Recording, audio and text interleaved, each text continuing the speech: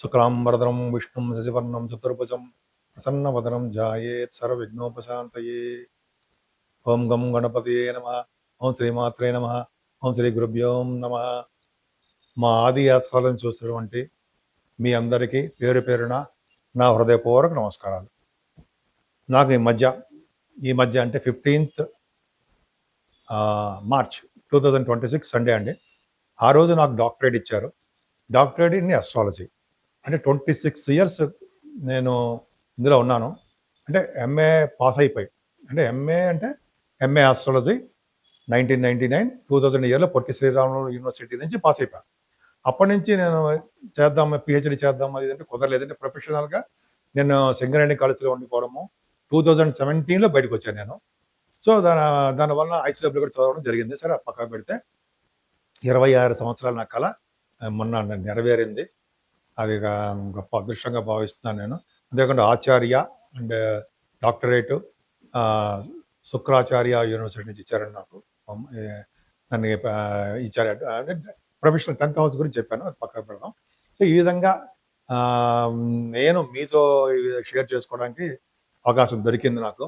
ఎందుకంటే డాక్టరేట్ రావడం నాకు 26 సంవత్సరాల కళ కాబట్టి ఇప్పుడు నెరవేరిందని మీకు తెలియజేయడం కోసం, మీతో షేర్ చేసుకోవడం కోసం, ఆ ఆనందం పంచుకోవడం కోసం నేను మీకు చెప్పడం జరిగింది. ఇప్పుడు మనం 1st ఏప్రిల్ 2026 నుండి 15th ఏప్రిల్ 2026 ఈ 15 రోజులు, అంటే ఏప్రిల్ 15 రోజులు కూడా 12 రాశుల వారికి, అంటే మేషరాశి నుండి మీనరాశి 12 రాశులు అంటే వాళ్ళకి, అంతేగాని 12వ రాశిని కాదండి, మేషం నుండి మీనం వరకు ఆ రాశుల యొక్క ప్రభావం వాళ్ళకి ఎలా ఉంటుంది, ఈ 15 రోజులు గ్రహాలు వాళ్ళ మీద ఎలా ప్రభావం చూపిస్తాయో తెలుసుకుందాం. అసలు గ్రహాల యొక్క స్థితిగతుల గురించి ఫస్ట్ తెలుసుకోవాలండి. శుక్రుడు మేషరాశిలో ఉన్నాడు. రవి 14th నుండి 13th నైట్ అనుకోండి, 14th నుండి మీకు ఉచ్చ స్థితిలోకి వచ్చేస్తున్నాడు. 3 డిగ్రీల మేషరాశిలో ఉంటాడు. బ్రహ్మాండం. 3 degrees దగ్గర పరమోచ్చలను అప్ టు 20 degrees వరకు ఆయన మూల త్రికోణంలో. సరే ఇవన్నీ పక్క పెడదాం కంటే స్ట్రాంగ్గా ఉంటాడు. అదొకటి. గురుడు కూడా మిథున రాశిలో ఉండటము, అలాగే కేతు సింహరాశిలోను, కుజ బుధ రాహువులు మీకు కుంభరాశిలో ఉన్నారు. కానీ బుధుడు 11వ తారీఖు నుంచి, కుజుడు 2వ తారీఖు నుంచి మీకు మీనరాశిలోకి వచ్చేస్తున్నారు. రాహు ఒక్కడే కుంభరాశిలో మిగులుతాడు. అంటే రవి, శని, కుజ, బుధులు మీకు మీనరాశిలో ఉన్నారు. అంటే 11th నుంచి బుధుడు మీనరాశిలోకి వస్తున్నాడు. ఆయన నీచ స్థితిలోకి వస్తున్నాడు, నీచలో.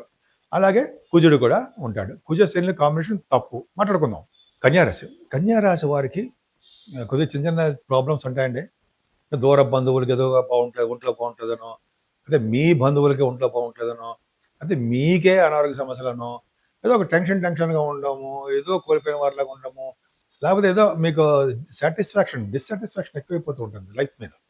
భయపడకండి, అవన్నీ తాత్కాలికమే. సరే ఆ పక్క పెడదాము.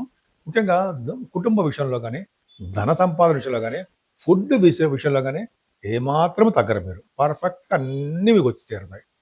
చాలా బాగుంది. అందుకనే కదండి అదృష్ట లక్ష్యం మీ ఇంట్లో ఉంది అంటుంటాం కదా. అంతేకాకుండా మీ పాటలు పాడేవారు కూడా మంచి అద్భుతంగా అవకాశాలు ఉన్నాయి.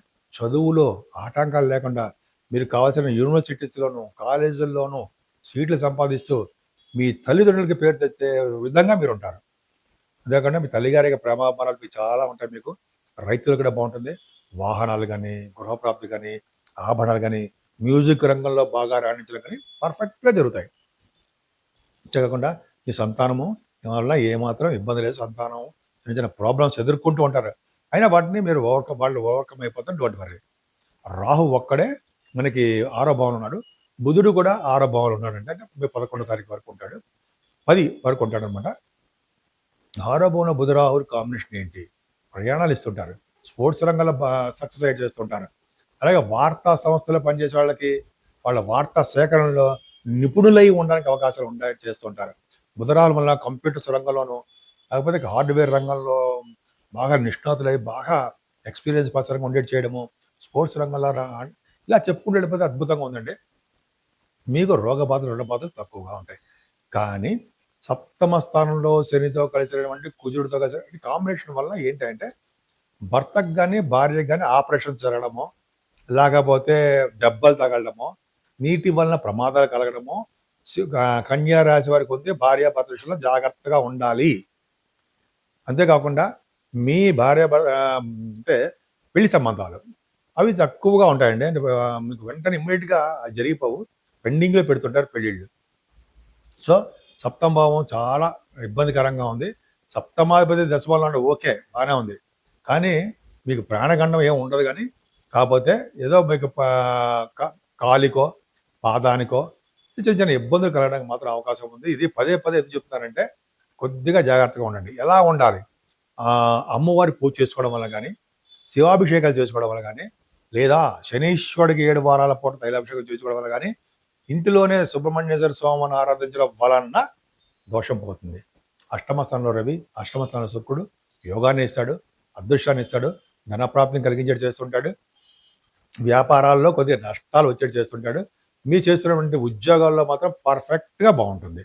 దశమంలో గురుడు ఉన్నాడంటే ముఖ్యంగా వేదశాస్త్రంలో ఉన్న వారికి వాళ్ళకి బిజినెస్ అంటే వాళ్ళకి బాగుండడము, ధనప్రాప్తి కలగడము, అలాగే మీ ఉద్యోగాల రీత్యా, బ్యాంకింగ్ సంబంధించిన ఉద్యోగాల రీత్యా, లేకపోతే ఎడ్యుకేషన్ సంబంధించిన విద్య రీత్యా, లేకపోతే మీరు ఈ విధంగా మీరు బాగా అంటే విద్య రీత్యా అంటే మీరు అర్థమేంటంటే ఆ ఇన్స్టిట్యూషన్లో పనిచేసే వారికి బాగుంటుంది. అంటే విద్యా సంస్థల్లో అదొకటి చాలా అద్భుతంగా ఉందండి. దినదిన ప్రవర్ధమానం అవుతుంటారు. అలాగే మీ లాభస్థానం కూడా బాగుంది. కాకపోతే ఏంటంటే కేతు 12 భావం ఉండడం వల్ల అధికమైన ఖర్చులు ఉండడానికి అవకాశం ఉంది. నేను మీ వాడ్రే వాడినారంటారు, డాక్టర్ వాడ్రే వాడినారంటారు అంటే అలాగా అంటాను. మీ జాతకాలు చూపించుకోవాలనుకుంటే మీరు మన ఆది ఆస్ట్రాలజీని ఫోన్ చేయండి. ఫోన్ చేస్తే ఎందుకంటే షూటింగ్లు ఇచ్చే డైరెక్ట్గా పర్సనల్ అయినా కలవను అవకాశాలు తక్కువ.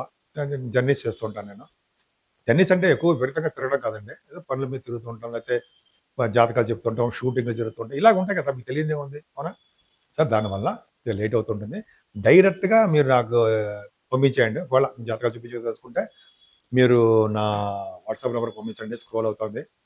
నేనే పర్సనల్గా మళ్ళీ మీతో మాట్లాడుతూ ఉంటాను.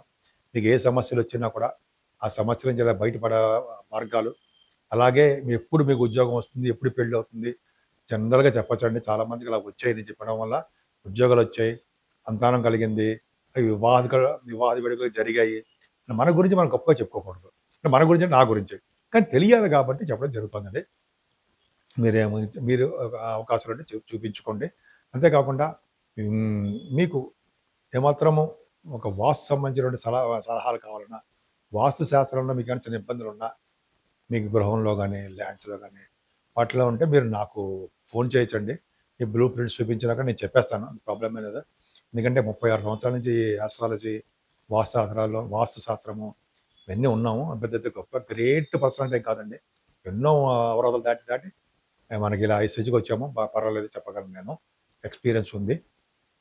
ఈ విధంగా మీరు మీకు ఎప్పుడు అవకాశం ఉంటే అప్పుడు మన ఆది ఆస్ట్రాలజీకి మీ డీటెయిల్స్ పంపించండి. సరేనండి. 12 రాశుల వారికి మేషరాశి నుండి మీనరాశి వారి వరకు కూడా కుజ శనులు ప్రాబ్లమ్స్ ఉన్నాయి. ఈ నెల్లాళ్ళు అంటే 15 తారీఖు వరకు అనుకుంటాం, ఇంకా 15 వరకు అంటే ఉంటుంది. శని కుజుల కాంబినేషను తప్పు, ఎవరికైనా తప్పు. సో ఈ కాంబినేషను ఇందాక అన్ని రాశులు చెప్పాను. అసలు రెమెడీస్ ఏంటి, మనం ఎలా బయటపడతాం? ఏమీ లేదండి. సుబ్రహ్మణ్యేశ్వర స్వామి వారికి కళ్యాణం చేయిస్తే వీటి నుంచి బయటపడతాం. శనీశ్వరుడికి అభిషేకాలు, తైలంతో అభిషేకం ఉంటుంది కదా, శనివారం అభిషేకం చేయించుకోవడం వలన కుజశనులు కాంబినేషన్ కాబట్టి వీళ్ళిద్దరికీ చేయించుకోవాలి. అలాగే శనీశ్వరుడు ఎలాగంటే శివుడికి, విష్ణువుకి ప్రీతిపాత్రుడు అంటారు, అలాగా వాళ్ళ యొక్క ప్రభావం ఉంటుంది కాబట్టి ఎవరైతే విష్ణువుని ఆరాధిస్తారో వాళ్ళ దగ్గర అంటే వెంకటేశ్వర స్వామి ధ్వజస్తంభం అనుకుందాం, ధ్వజస్తంభం అఖండ దీపారాధన చేస్తారో వాళ్ళకి శని వలన దోషాలు అంటావు. నిరంతరము శివాభిషేకాలు చేసుకున్న వారికి ఎప్పుడు వాళ్ళకి దోషాలు అంటావు. ఈ విధంగా మీరు చేసుకోండి, అన్ని విధాలుగా మీరు సక్సెస్ అయి తీరుతారు.